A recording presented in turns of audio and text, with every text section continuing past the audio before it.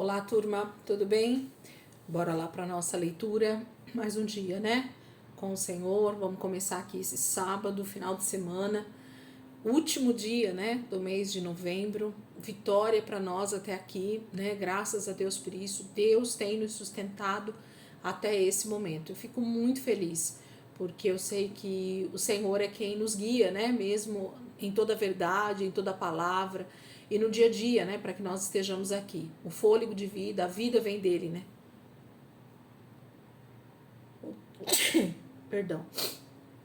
Vamos começar então? Hoje é sábado, dia 30/11, último dia, então, como eu falei. E a gente vai continuar aqui em 1 Coríntios, capítulo 9, 10 e 11. Estamos na carta de 1 Coríntios, uma carta extremamente difícil que Paulo escreve para os irmãos ali na cidade de Corinto e que a gente tem percebido quantas dificuldades, né? Quantos problemas a igreja já encontrava no primeiro século, né? Como é importante a gente perceber que se os apóstolos, se a igreja não está atenta, né, a perceber os problemas, a perceber as situações que vão desviando do princípio da palavra, a gente tende a definhar mesmo, né? Tende a acabar com a santidade, com o verdadeiro evangelho dentro da igreja. Então a gente precisa estar atento a essas questões mesmo. Vamos lá? 1 Coríntios capítulo 9 diz assim: Não sou livre, não sou apóstolo, não vi Jesus nosso Senhor? Não são vocês resultado do meu trabalho no Senhor? Ainda que eu não seja apóstolo para outros, certamente o sou para vocês, pois vocês são o selo do meu apostolado no Senhor. Essa é minha defesa diante daqueles que me julgam. Não temos nós o direito de comer e beber? Não temos nós o direito de levar conosco uma esposa crente, como fazem os outros apóstolos, os irmãos do Senhor e Pedro? Ou será que só eu e Barnabé não temos direito de receber sustento sem trabalhar? Quem serve como soldado à própria custa? Quem planta uma vinha e não come do seu fruto? Quem apacenta o rebanho e não bebe do seu leite? Não digo isso do ponto de vista meramente humano. A lei não diz a mesma coisa? Pois está escrito na lei de Moisés: não amordace o boi enquanto ele estiver debulhando o cereal. Por acaso é com bois que Deus está preocupado? Não é certamente por nossa causa que ele o diz?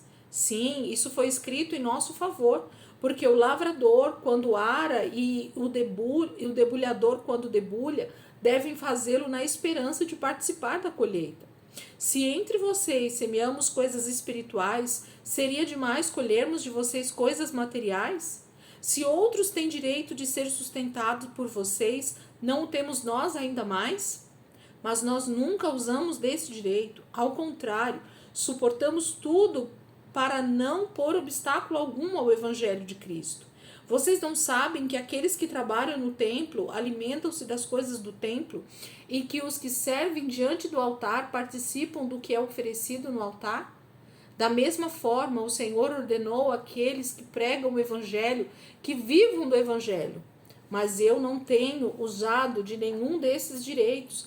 Não estou escrevendo na esperança de que vocês façam isso por mim. Prefiro morrer a permitir que alguém me prive deste meu orgulho. Contudo, quando prego o Evangelho, não posso me orgulhar, pois me é imposta a necessidade de pregar.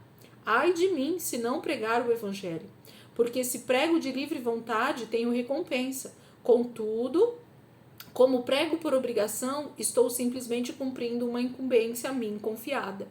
Qual é, pois, a minha recompensa?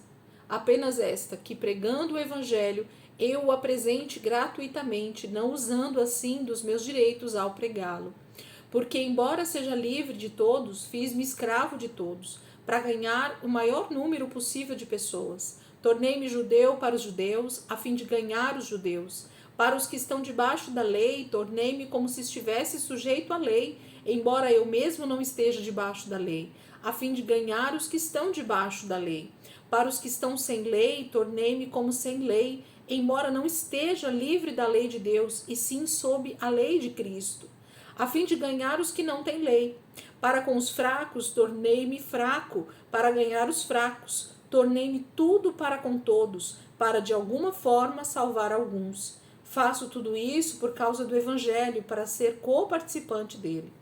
Vocês não sabem que de todos os que correm no estádio, apenas um ganha o prêmio? Corram de tal modo que alcancem o prêmio. Todos os que competem nos jogos se submetem a um treinamento rigoroso para obter uma coroa que logo perece. Mas nós o fazemos para ganhar uma coroa que dura para sempre. Sendo assim, não corro como quem corre sem alvo, e não luto como quem esmurra o ar, mas esmurro meu próprio corpo e faço dele meu escravo, para que depois de ter pregado aos outros, eu mesmo não venha a ser reprovado. Então, capítulo 9, Paulo vai falar sobre direito dos apóstolos, daqueles que servem ao Senhor integralmente, né? Esse aqui também é um texto bem delicado, que na maioria das vezes a compreensão é bem distorcida em alguns aspectos, em outros ela é abusiva, né? Existem aqueles que abusam desse texto e querem realmente viver a custas dos irmãos, e tem aqueles que infelizmente necessitam, né, de ser sustentados pela igreja, e em contrapartida a igreja não quer sustentá-los, porque acha que não tem obrigação para isso. Então Paulo está nos alertando sobre essa questão de avaliarmos caso a caso, porque realmente o Senhor tem chamado alguns para o ministério integral, e a gente precisa identificar essas pessoas e supri-las com as suas necessidades. Capítulo 10. Porque não quero, irmãos, que vocês ignorem o fato de que todos os nossos antepassados estiveram sob a nuvem e todos passaram pelo mar. Em Moisés, todos eles foram batizados na nuvem e no mar. Todos comeram do mesmo alimento espiritual e beberam da mesma bebida espiritual, pois bebiam da rocha espiritual que os acompanhava, e essa rocha era Cristo. Contudo, Deus não se agradou da maioria deles, por isso os seus corpos ficaram espalhados no deserto. Essas coisas ocorreram como exemplo para nós, para que não cobicemos coisas más como eles fizeram. Não sejam idólatras como alguns deles foram, conforme está escrito: o povo se assentou-se para comer e beber, e levantou-se para se entregar à farra. Não pratiquemos imoralidade como alguns deles fizeram, e num só dia morreram 23.000. Não devemos pôr o Senhor à prova como alguns deles fizeram e foram mortos por serpentes. E não se queixem como alguns deles se queixaram e foram mortos pelo anjo destruidor. Essas coisas aconteceram a eles como exemplo e foram escritas como advertência para nós, sobre quem tem chegado o fim dos tempos. Assim, aquele que julga estar firme, cuide-se para que não caia. Não sobreveio a vocês tentação que não fosse comum aos homens. E Deus é fiel, Ele não permitirá que vocês sejam tentados além do que podem suportar. Mas, quando forem tentados, Ele mesmo providenciará um escape para que o possam suportar. Por isso, meus amados irmãos, fujam da idolatria. Estou falando a pessoas sensatas. Julguem vocês mesmos o que estou dizendo. Não é verdade que o cálice da bênção que abençoamos é a participação no sangue de Cristo e que o pão que partimos é a participação no corpo de Cristo? Como há somente um pão, nós, que somos muitos, somos um só corpo, pois todos participamos de um único pão. Considerem o povo de Israel: os que comem dos sacrifícios não participam do altar? Portanto, que estou querendo dizer?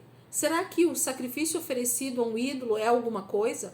Ou o ídolo é alguma coisa? Não. Quero dizer que o que os pagãos sacrificam é oferecido aos demônios e não a Deus. E não quero que vocês tenham comunhão com os demônios. Vocês não podem beber do cálice do Senhor e do cálice dos demônios. Não podem participar da mesa do Senhor e da mesa dos demônios. Porventura provocaremos os ciúmes do Senhor? Somos mais fortes do que Ele? Tudo é permitido, mas nem tudo convém. Tudo é permitido, mas nem tudo edifica. Ninguém deve buscar o seu próprio bem, mas sim o dos outros. Comam de tudo que se vende no mercado, sem fazer perguntas por causa da consciência, pois do Senhor é a terra e tudo que nela existe. Se algum descrente o convidar para uma refeição e você quiser ir, coma de tudo que for apresentado, sem nada perguntar por causa da consciência. Mas se alguém disser: isto foi oferecido em sacrifício, não coma, tanto por causa da pessoa que o comentou, como da consciência. Isto é, da consciência do outro, não da sua própria. Pois, por que minha liberdade deve ser julgada pela consciência dos outros? Se participo da refeição com ação de graças, por que sou condenado por algo pelo qual dou graças a Deus? Assim, quer vocês comam, quer bebam, quer façam qualquer outra coisa, façam tudo para a glória de Deus. Não se tornem motivo de tropeço nem para judeus, nem para gregos, nem para a igreja de Deus. Também eu procuro agradar a todos de todas as formas, porque não estou procurando o meu próprio bem, mas o bem de muitos, para que sejam salvos. O apóstolo Paulo vai falar sobre alguns parâmetros, alguns exemplos que nós devemos ter para não cairmos na nossa fé, para não sermos motivo de tropeço, de escândalo para outras pessoas. Então, a grande questão do capítulo 10 e de outros textos, inclusive, que ele vai citar aqui para nós, tem a ver com o nosso próximo, não tem a ver conosco.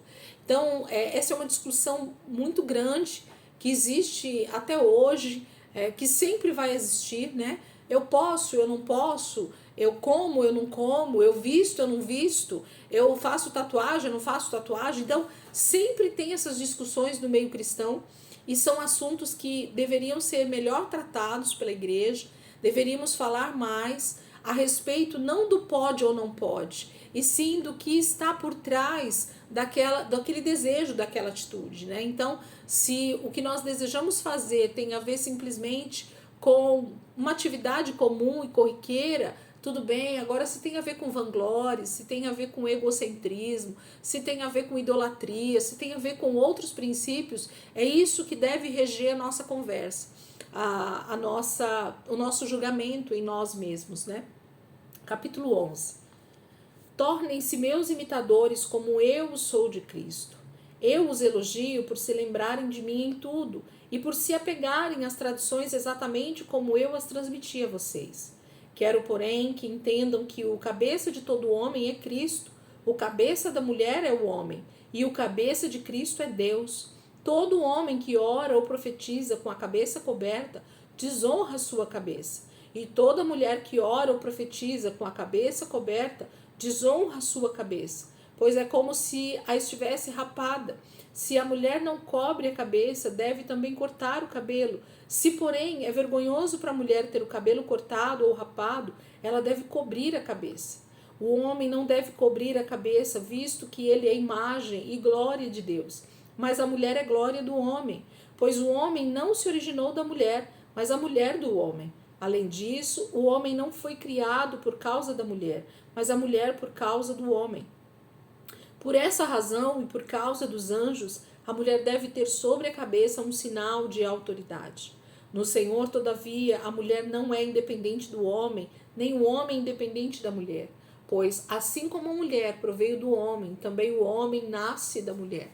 Mas tudo provém de Deus. Julguem entre vocês mesmos. É apropriado a uma mulher orar a Deus com a cabeça descoberta? A própria natureza das coisas não ensina a vocês que é uma desonra para o homem ter cabelo comprido e que o cabelo comprido é uma glória para a mulher? Pois o cabelo comprido foi lhe dado como manto.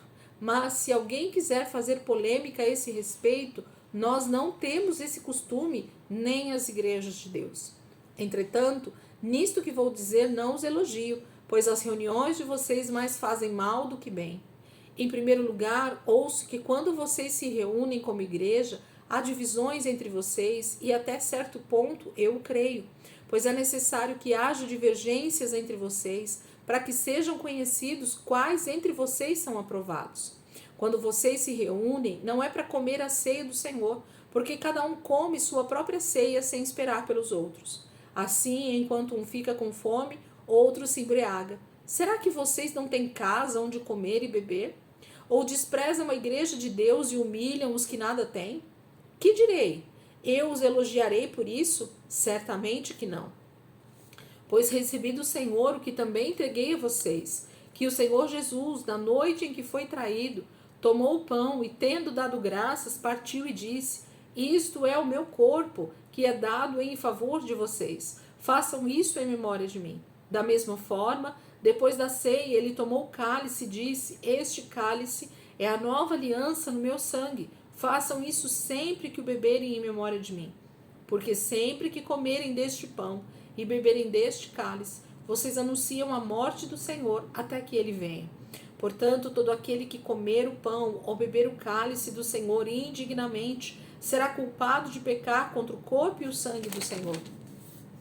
Examine-se cada um a si mesmo, e então coma do pão e beba do cálice. Pois quem come e bebe sem discernir o corpo do Senhor, come e bebe para a sua própria condenação.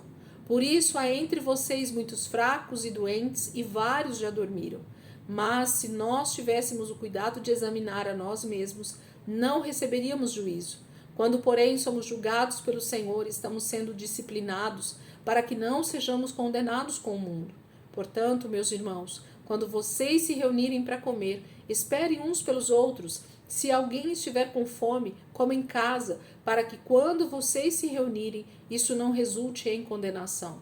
Quanto ao mais, quando eu for, darei instruções a você. Capítulo 11, ele vai falar sobre essa questão de imitá-lo, né? Sobre ser imitadores de Paulo como ele era de Cristo. De nós olharmos para a liderança que tem nos conduzido ao ensino, nos conduzido a Cristo, e termos isso realmente como referência, e nós olharmos e seguirmos sim essas pessoas, porque elas são o canal de Deus, né? A vida de Deus flui entre nós, irmãos, né? Essa que é a verdade. A igreja foi instaurada por causa disso. Então ele vai falar sobre a questão de autoridade espiritual, né? O homem é a cabeça da mulher, Cristo é a cabeça do homem e Deus é a cabeça de todos, né? De Cristo no caso. Então ele vai falar sobre isso. Em seguida a gente tem um texto extremamente também conhecido, que é o texto da ceia, e que esse texto ele deveria ser justamente mais explorado nos seus fundamentos, porque Paulo está falando sobre essa questão de que quando eu não compreendo o que é ser corpo de Cristo, quando eu não compreendo o que é ser igreja, eu participo da ceia do Senhor como simplesmente um banquete, como simplesmente uma mesa onde eu como pão e bebo vinho, mas nada muda na minha vida, mas nada é transformado na minha vida, mas o próximo não é o meu alvo, mas eu não estou preocupado realmente com aquele que está mais fraco ou aquele que precisa ser alcançado. Quando muito eu estou preocupado comigo mesmo, né? E aí entra a egolatria, né? É o ego colocado acima de tudo, e estaremos então bebendo do cálice e comendo do pão indignamente, porque a gente não consegue discernir o corpo de Cristo, a igreja, né? O que é ser igreja. Amém, queridos? Que vocês possam aí então meditar, como eu venho falando aí nessa leitura de todas as cartas aqui de Paulo, que a gente vai estar lendo durante esses próximos dias. A gente tem um estudo aí aprimorado, bem colocado aí no canal, e que vocês podem explorar à vontade para estudar um pouquinho mais, para meditar nessas palavras, porque é muito o que tem aqui de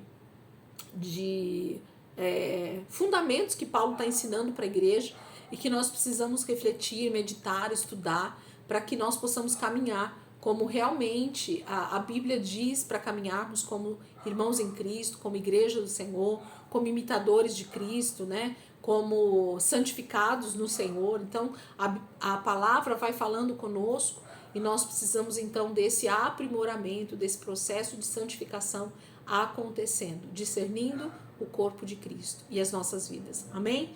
Que o Senhor possa nos dar aí um final de semana cheio da presença dele. Amanhã começamos então 1º de dezembro, vamos continuar aqui em 1 Coríntios, e semana que vem a gente vai continuar em 1 Coríntios, depois já começamos 2 Coríntios, e o final de semana então a gente iniciamos o livro de Romanos, que é outra pancadaria de bênção para nós, né? São coisas muito profundas que Paulo está nos ensinando, e nós precisamos meditar e estudar essa palavra. Amém? Deus abençoe, em nome de Jesus.